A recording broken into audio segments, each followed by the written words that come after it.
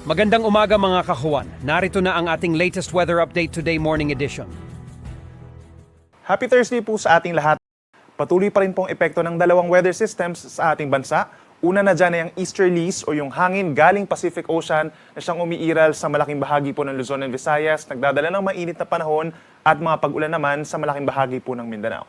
Habang mahina pa rin po ang northeast monsoon or amihan at tanging dito lamang po sa extreme northern Luzon nakakaapekto. Samantala, base sa ating latest satellite animation, wala tayong namamataan na bagyo or even low pressure area na papasok hanggang sa long weekend sa ating area of responsibility.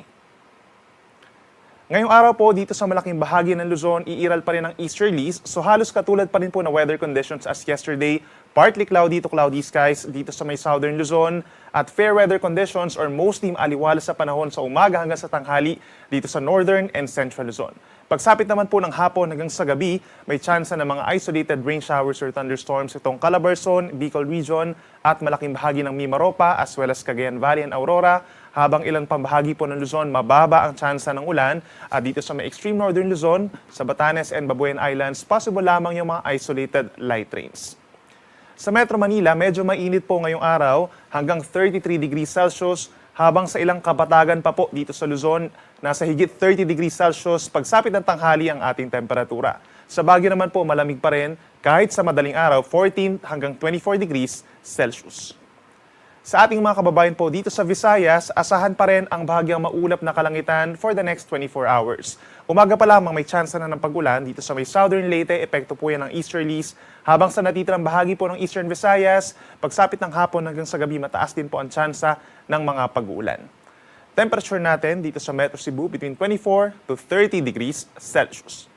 Sa ating mga kababayan naman sa Mindanao, magdala po ng payong dito sa may eastern section pa rin. Itong Caraga and Davao Region, asahan pa rin ng kalat-kalat na ulan and thunderstorms. Epekto po yan ng easterlies.